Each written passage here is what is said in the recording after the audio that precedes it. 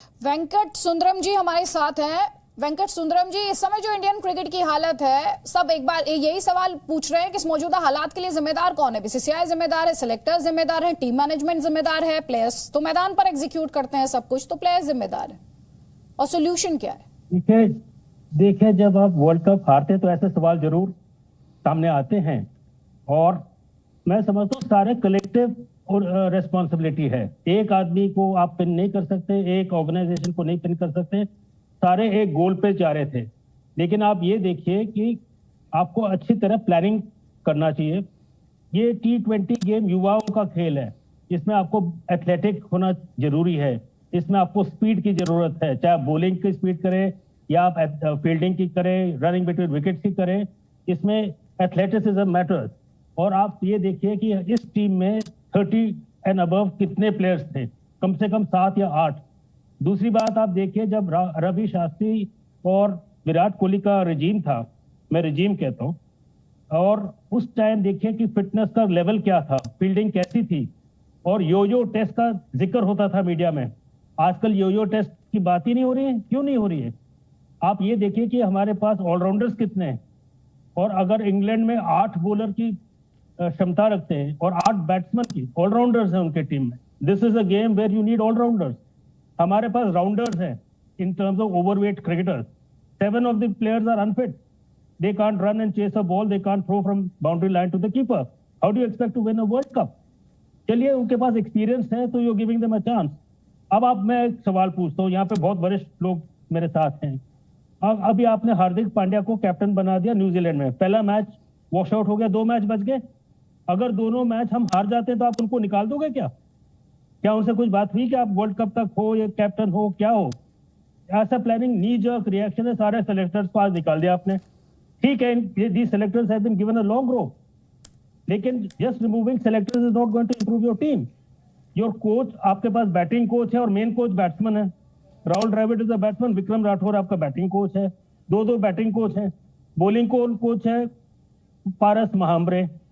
और आप ये देखिए कि इससे पहले भारती अरुण थे, एक प्लेयर के उनको, भारती अरुण और पारस महाम्बरे वर टुगेदर इन एनसीए। तो प्लानिंग आपका लॉन्ग टर्म होना चाहिए कि हमारे वर्ल्ड कप जीतने के लिए क्या क्या स्टेप्स लेने हैं। आप ये देखिए, अगर इंग्लैंड ने जीता है तो इंग्लैंड ने एक बहुत बड़ा डिसीजन लिया कि जो रूट जैसे प्लेयर को बाहर रखा हुआ है। अगर आप इसमें तुलना करें इंडिया या पाकिस्तान में, बाबर आजम और विराट कोहली का बाहर रखेंगे? नहीं रखेंगे। तो ये है difference between winning combination and also जो औपचारिक। चलिए, ये टीम तो चल रही है, आप एशिया कप में हारे पाकिस्तान से, आप यहाँ पे वर्ल्ड कप में हारे इंग्लैंड से, और आप ये देखिए कि इससे पहले भी हम की बात करें, इसी कंफ्यूजन का जिक्र शोएब अख्तर ने भी किया था, सुनिए। शोएब भाई, अगर आप, क्योंकि हम बार बार 50 ओवर वर्ल्ड कप की बात करें, आपने कुछ बहुत बड़े और अहम बातें 50 ओवर क्रिकेट के लिए कही हैं, उसके फ्यूचर को लेकर।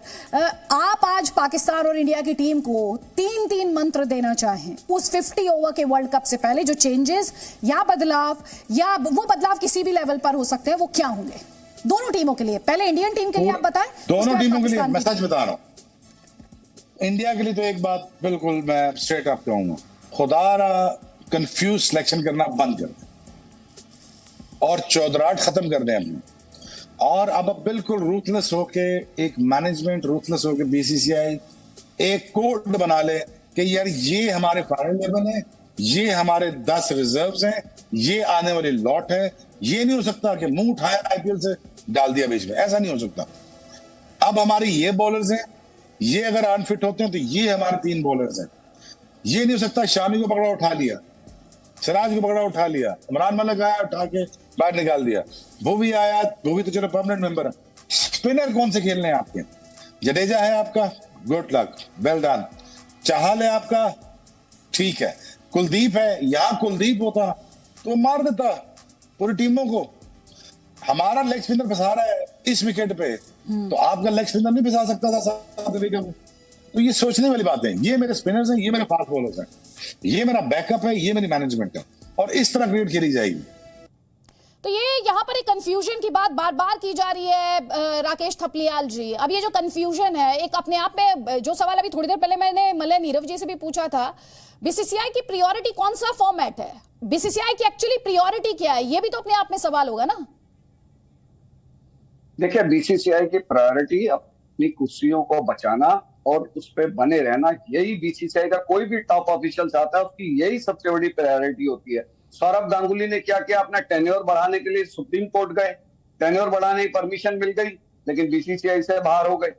तो उनकी, आप देखिए, मैं आपको, आप सिलेक्शन वगैरह सबकी बात हो रही है, मैं आपको शुरू से समझाता हूँ। सिलेक्टर्स को कौन सिलेक्ट करता है? Cricket advisory committee. Cricket advisory committee BCCI के एपेक्स काउंसिल बनाती है। क्या वो कमेटी पूरी है? नहीं है। उसमें मदन लाल साहब थे, वो 70 साल के हो गए, उन्होंने छोड़ दिया, उनकी जगह किसी को रखा नहीं गया। सुलक्षणा नायक और नायर और क्या कहते हैं, नायक और आरपी सिंह, ये उस दो कमेटी में है। जिसने सिलेक्टर सिलेक्ट करने हैं वो कमेटी पूरी नहीं है। सिलेक्शन कमेटी में जब आप सिलेक्टर्स रखते हो तो आप जानते हो कि अबे कुरुविला का टेन्योर पिछले साल खत्म हो रहा था, उसके बाद से उनकी जगह किसी को रखा ही नहीं गया। उनको रखते हुए बीसीसीआई को पता था कि इनको 1 साल के बाद हटना पड़ेगा, क्योंकि ये ऑलरेडी 4 साल एज ए जूनियर सिलेक्टर सर्व कर चुके हैं, तो उनको रखा क्यों गया? तो ये जो प्रायोरिटी वाली चीज है, जब आपकी सिलेक्शन कमेटी पूरी नहीं है, आपकी क्रिकेट एडवाइजरी कमेटी पूरी नहीं है, तो कैसे आपकी क्रिकेट अच्छे ढंग से चलेगी? सारी चीजें आपकी पूरी है नहीं, कप्तान आप बीच में निकाल देते हो। कम्युनिकेशन की बात अभी कर रहे थे सौमित्रो, आप ये बताओ कि कभी आपने सुना है कि किसी कप्तान को निकाला जा रहा हो, उसको मीटिंग से पहले? विराट कोहली ने तो क्लेम किया कि मीटिंग के जस्ट बाद, जब सिलेक्शन कमेटी की मीटिंग हो गई, मुझे कहा गया कि आपको वनडे से हटा रहे हैं कप्तानी से। तो क्या एक तरीका है ये हिंदुस्तान के किसी कप्तान को इस तरीके से हटाने का कि फोन पे आप उसे बताएं कि आपको जो है हटाया जा रहा है कप्तानी से? तो कहीं पे भी एक दूसरे पे विश्वास खत्म हो चुका है बीसीसीआई के अंदर, चाहे वो आपके कोच के पास साथ हो, सिलेक्टर के साथ हो, एपेक्स काउंसिल के साथ हो। अभी भी देखिए, जो टर्म है इस समय बीसीसीआई का सिलेक्टर बनने के लिए कि क्वार्टरली आपको एपेक्स काउंसिल को रिपोर्ट देनी होगी। किसी भी टीम के सिलेक्शन से बड़ा काम हमारे फॉर्मर प्लेयर्स के लिए रिपोर्ट तैयार करना होगा। रिपोर्ट तैयार करना इतना आसान काम नहीं है किसी भी क्रिकेटर के लिए। सिलेक्शन करना आसान है उनके लिए, लेकिन रिपोर्ट लिखना, वो बीसीसीआई की एपेक्स काउंसिल को देना, वो एक बहुत बड़ी मुसीबत वाला काम होगा। दूसरी चीज, आपने किसी भी सिलेक्टर्स को जब आप बनाते, उनका एज ए सिलेक्टर अनुभव देखा ही नहीं जा रहा, अनुभव उनका मांगा ही नहीं जा रहा कि आपको सिलेक्टर का कोई अनुभव होना चाहिए, स्टेट लेवल पे हो, जूनियर लेवल पे हो।